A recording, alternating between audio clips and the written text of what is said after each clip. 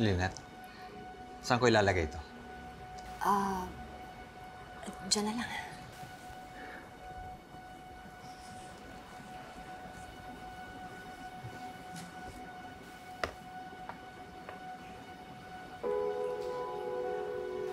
Alam mo, pangarap ko lang naman magkaroon ng buong pamilya. Kasi maaga namatay si nanay noon eh. Katapos nagkatuluyan si Chang Susan tsaka si tatay. Pero pagkatapos ng ilang taon, namatay na rin si tatay.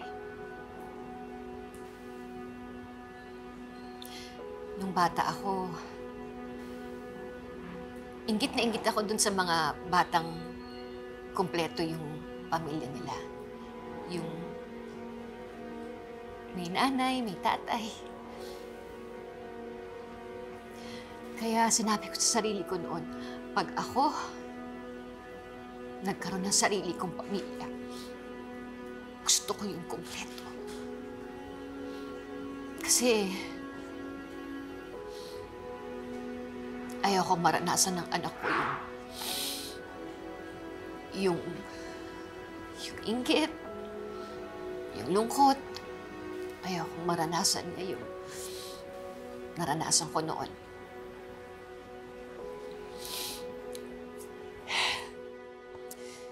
Kaya yun, nagpakasal ako kay Carlos.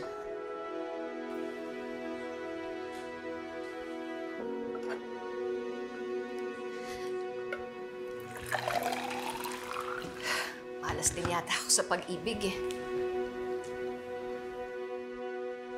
Para din ako si tatay. Baka nga talagang hindi ko na matutupad yung pangarap ko na magkaroon ng buong pamilya si Annalyn. Siguro, talagang hindi na ako makakahanap ng makakasama ko hanggang buhay. Lynette,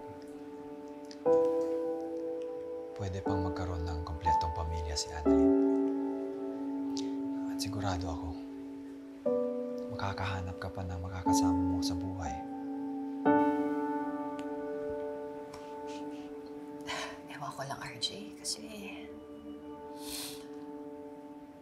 parang nakakapagod na eh.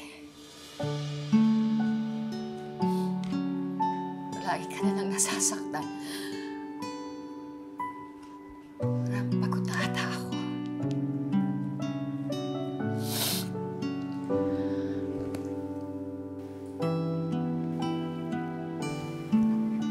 Lynette,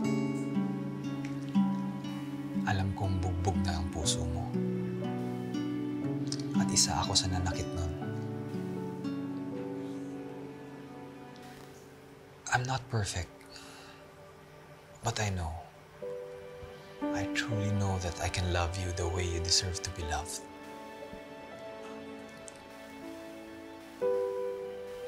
All this time, mahal kita. At alam kong mahal mo pa rin ako.